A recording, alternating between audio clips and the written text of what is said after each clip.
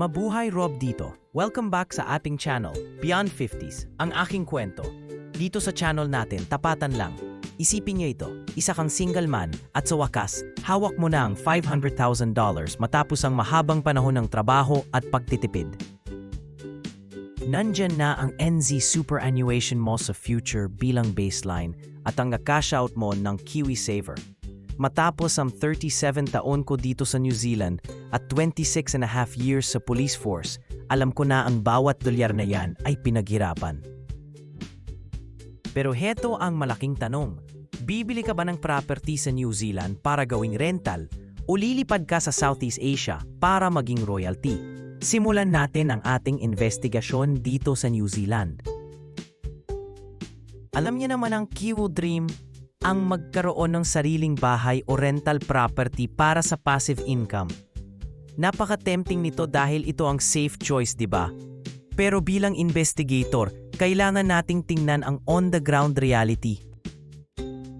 Ang NZ property market ngayon medyo pricey na. Maintenance costs. Kapag may nasira sa bahay, ikaw ang sasagot.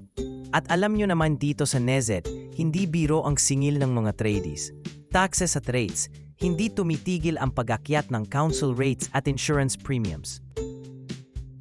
Cost of living. Kahit wala ka ng utang sa bahay, ang presyo ng pagkain at kuryente rito ay laging tumataas. Kahit may NZ Super ka pa, sapat ba ang $500,000 para mabuhay ka ng komportable dito sa New Zealand kung ang budget mo ay $1,100 per week? Baka mapunta lang lahat sa maintenance ng bahay ang pera mo. Ngayon, tingnan naman natin ang kabilang evidence, ang Southeast Asia, Thailand, Malaysia, Vietnam o syempre, ang ating bansang Pilipinas. Imagine living like royalty sa maliit lang na budget.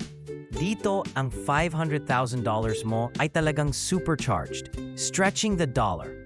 Yung $1,100 per week na target ko bilang bridge money ay malayong mararating sa Manila o Bangkok kumpara rito sa Auckland. Lifestyle. Mas marami kang extra money para sa travel, masarap na buffet, at massages, yung totoong Life 2.0. The vibe bilang ipinanganak sa Pilipinas, iba pa rin yung init at sigla ng buhay doon. Para sa akin na planong magretiro sa edad na 61, ang ideya na mabuhay ng walang iniisip na bayarin ay napakalaking panalo. Pero teka muna, kailangan din nating i-audit ang mga risks. Hindi pwedeng emosyon lang ang paiiralin. Healthcare, ito ang pinaka-importante habang tumatanda tayo. Sa NZ, kabisado na natin ang sistema. Sa Asia, kailangan mong siguraduhin na may budget ka para sa magandang hospital. Visa issues, hindi ka basta-basta pwedeng tumira doon ng walang tamang papel. Kailangan ng matinding research dito.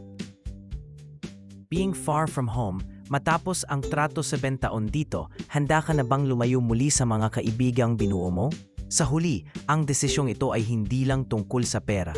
Ito ay tungkol sa kung ano ang mas mahalaga sa iyo, seguridad o kalayaan.